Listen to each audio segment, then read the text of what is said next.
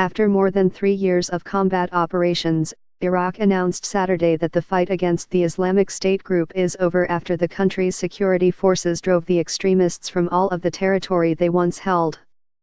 Iraqi and American officials warned, however, that key challenges remain despite the military victory.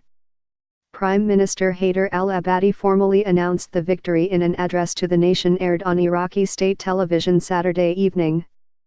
"Honorable Iraqis, your land has been completely liberated," he said.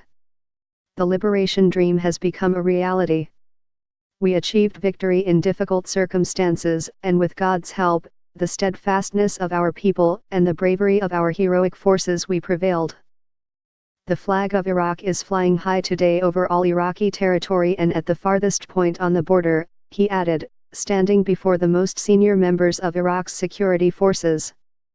Following al-Abadi's remarks, his office declared a public holiday Sunday in celebration of the victory, according to an official statement from the Prime Minister's office. Iraqi forces mopped up the last pockets of IS fighters from Iraq's western deserts Saturday, securing the country's border with Syria, a step that marked the end of combat operations against the extremists.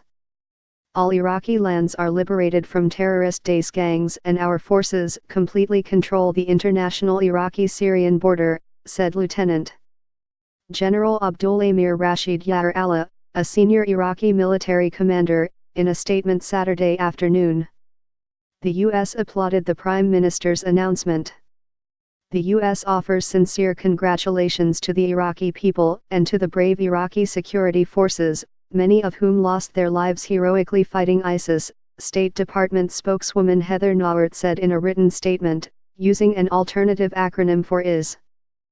"Our coalition will continue to stand with Iraq to support its security forces, economy and stabilization to help ensure that ISIS can never again threaten Iraq's people or use its territory as a haven," said Brett McGurk, U.S.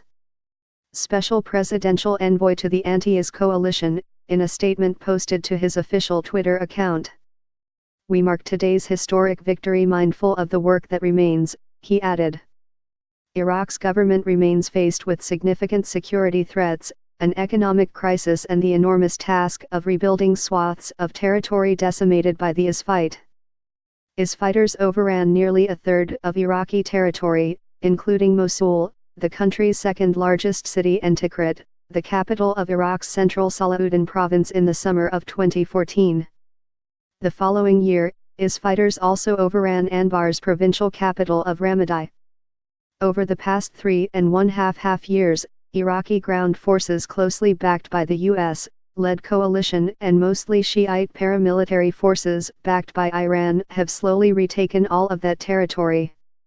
The pace of the anti-IS operation accelerated last year as coalition-backed Iraqi ground forces prepared for the assault on Mosul that was formally launched in October 2016. After more than 9 months of mostly grueling urban combat, al-Abadi declared victory over IS in Mosul in July.